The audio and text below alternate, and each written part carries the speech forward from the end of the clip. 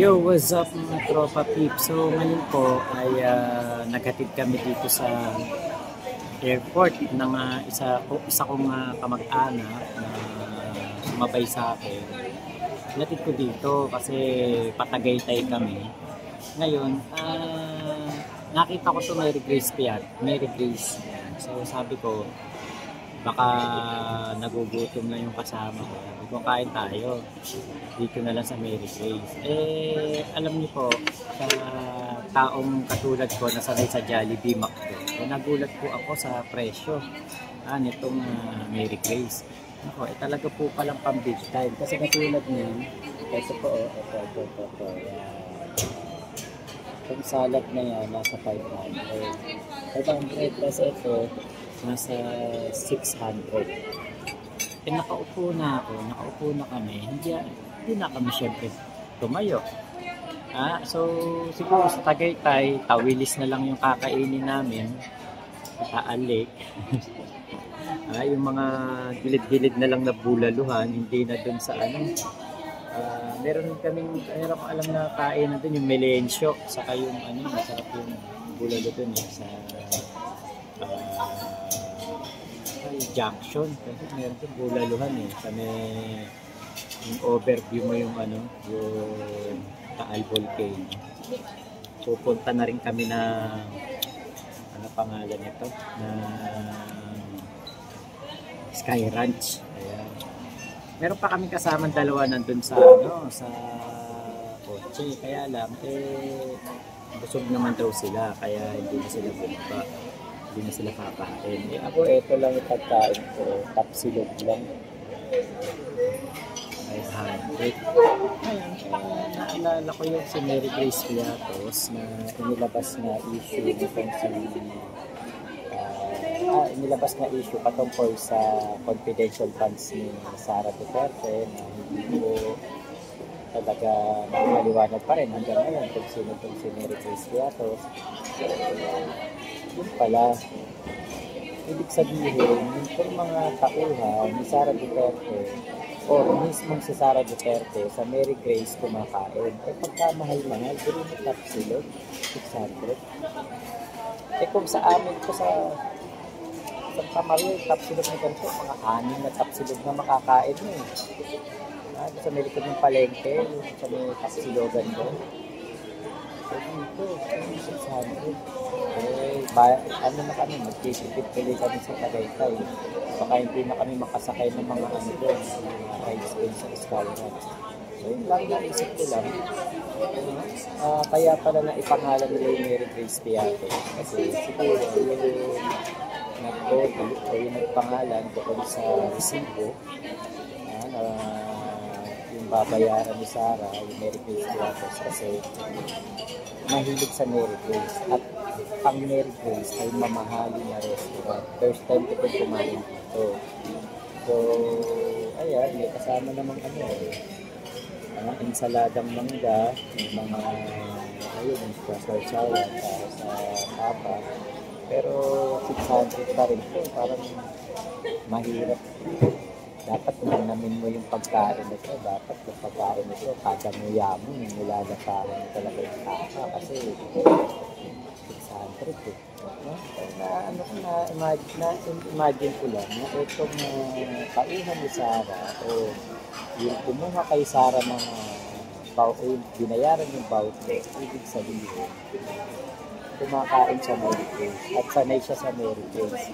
Meron dito mga pagkain na nasa 2,000. Meron po dito yung salpikaw nasa 1,000, yung beef salpikaw. So ibig sabihin social yung kumuha ng pera sa opisina ni Sara Duterte. Diba? Galing matindi. Yun pala ang nito.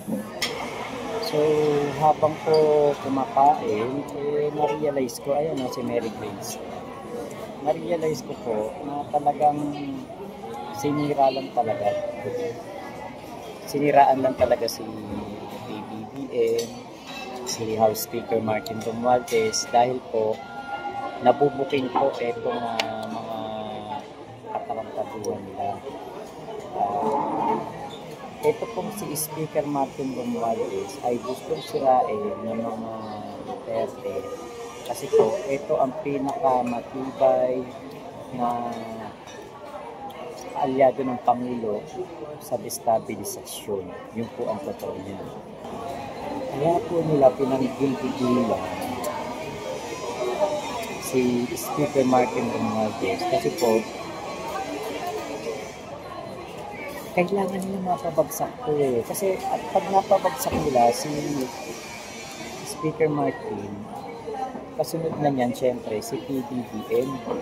Kaya po yun ang kanilang naratibo na ang mastermind sa mga korupsyon na nangyayari sa DPWH ay wala po ba kung hindi si Speaker Martin. Kasi siyempre kapag si Speaker Martin naging mastermind, pinsang buo ni PBBM yan eh. Diba? Alam niyo po, sa lahat po ng mga nangyayari dito, kita niyo, si Sandro Marcos humarap sa ICI, si dating speaker humarap sa ICI, si PBBM nandito, nagtatrabaho pa rin sa Office of the President. Diba? So, wala pong talagang tinakbuhan ang mga pinagbibintangan na sinasabing sangkot po sa korupsyon. Si House Speaker, dating House Speaker, ito nyo, iniharap niya sarili niya doon sa ICI, tapos nagbitiw siya bilang Speaker of the House kasi para po kanyang matikin daan ng walang ka-influensya na investigasyon. Ngayon po, yan po yung katibayan na si House Speaker wala pong kinakatakutan na kahit anong pag-iimbestiga. Hindi po siya nagtago, hinarap po niya investigasyon at sinabi naman po ng ICI no adverse findings patungkol po dito kay dating speaker. Nakita naman natin yung issue ng Maserati, di ba? Tuloy mo, merong mga nung Maserati noong mga panahon na first months ng 2024, yung Maserati andoon na sa litrato, pero yung Maserati December 18 lang nabili, di ba? Meron po doon mga litrato May 1 at 14 2024, pero yung Maserati ay nabili po December 18, 2024. So, paano napunta yun doon sa bahay na may pinicturan? Kung yun pong Maserati nabili December 18. Ano yun? Nag-time travel yung Maserati? Kaya po, ito po isang malaking paninira po talaga ito. Isang malaking operasyon po ito ng mga DBS, Duterte, Duterte allies kasi para po sirain si Speaker Martin Romualdez. Ngayon, si House Speaker po, 3 years na po na kanyang tinutulungan ang ating Pangulong Bongbong Marcos. Hindi po ingay ito, gawa ito. Katulad po ng mga food security laws, anti-smuggling and anti-cartel measures, transparency, accountability reforms, game-changing livelihood and agri-laws, at ginawa pong posible ang 20 pesos per kilo na bigas. Trabaho po, hindi po intriga ang binibigay po ni Speaker sa ating bayan. Hindi po katulad ng iba, puro bunganga, puro salita lang, pero wala naman pong natatrabaho. Ngayon po, ang House approval po from 55% naging 57%. 63.5% po ang trust rating ni Speaker. Hindi po, wala po itong trolls, wala pong script, at public confidence based on real work. Yan po ang ginawa ni Speaker. Tapos, DDS ang kasama dito, di ba? Mga DDS stabilizers. pro-Sara machinery po ito at politikong walang naipakitang trabaho, puro ingay, puro gawa.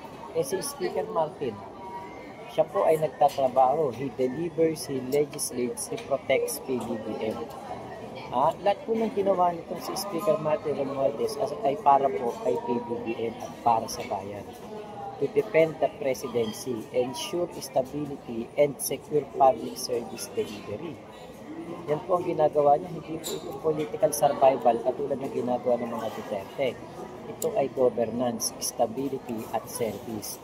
At ngayong may bantang coup at impeachment, alam ng lahat po sino ang dapat na nasa harap. Si dating Speaker Martin Romualdez ang nag-iisang leader na meron po talagang kredibilidad at political firepower.